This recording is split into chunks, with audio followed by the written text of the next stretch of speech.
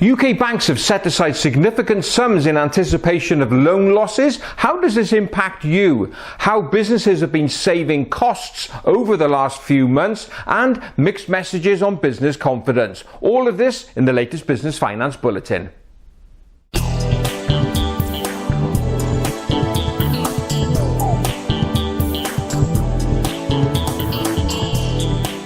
I want to start this bulletin with a topic that I've never covered before. Yep, in the previous 308 episodes of the Business Finance Bulletin, I've never looked at bank profit performance. Now, why am I interested this time?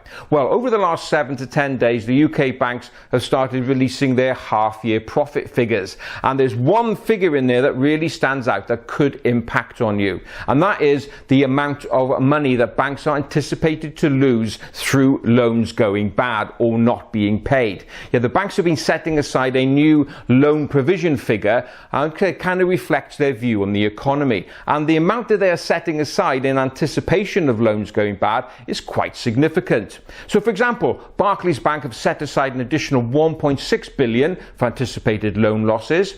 Lloyds, they set aside an additional 2.4 billion.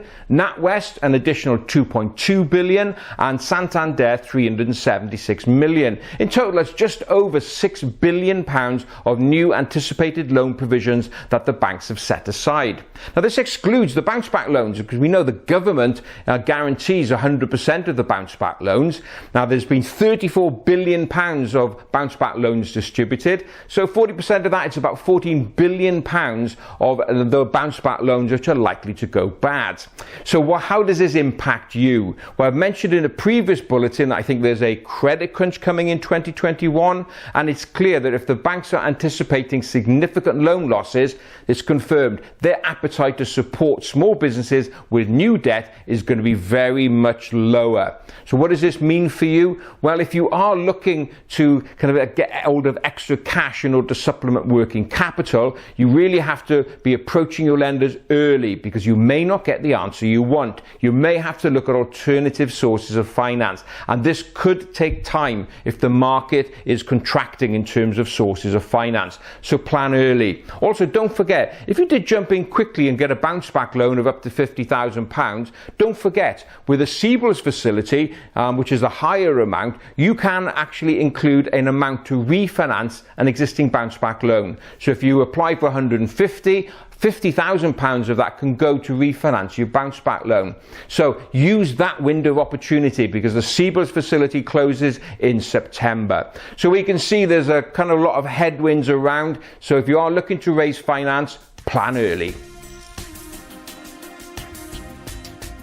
Over the last few months, many businesses have seen sales and turnover going down, but many businesses have been able to offset the pain via a reduction in costs and overheads. So where have businesses been saving money? Well, an interesting survey's come out from Hitachi Capital Invoice Finance. Now, they found in this latest survey 64% of businesses say they still have employees working from home, and naturally this does involve some cost saving for the business. So where are these savings? Well, of the businesses surveyed, 53% of them said that they are saving on employee food and drink, 48% saving on employee travel, 45% on cleaning services, 36% saving on catering for client meetings, and 36% saying they are saving on rent and utilities.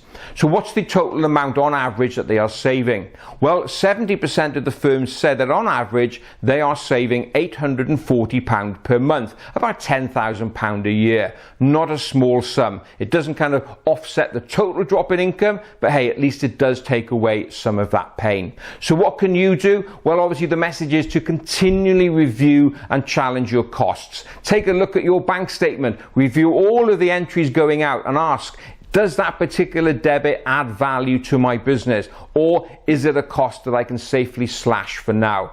After all this comes out of it, the businesses that have got a good control on overheads are the ones who will come out in a much stronger position. Let's close this bulletin by taking a look at business confidence with the mixed messages that are coming out from various surveys. First of all, Lloyds Bank monthly business barometer review, well, that showed some good news with confidence levels showing a month-on-month increase now since the low in March. Also, economic sentiment, that's also increasing as well. So it's good to see that some businesses are starting to feel a little bit more confident. But of course, that confidence level is well off the long-term average as part of that series from Lloyds Bank. On the flip side though, not so good news from the FSB quarterly small business index. There, 23% of businesses surveyed said that the next 3 months is definitely going to be worse for them than the previous 3 months. So there are some businesses that are looking ahead and think we are well away from coming out of the danger zone. And it just shows that many businesses are really probably balancing on a bit of a knife edge. Well, if you're in that position, don't forget it's all about getting the right advice now. So please do reach out to your accountant and your other professional advisors if you're in that position where you're not feeling that safe. Now, of course, keep watching the Business Finance Bulletin and I'll have lots of tips for you on how to make sure that you get yourself back onto an even financial keel.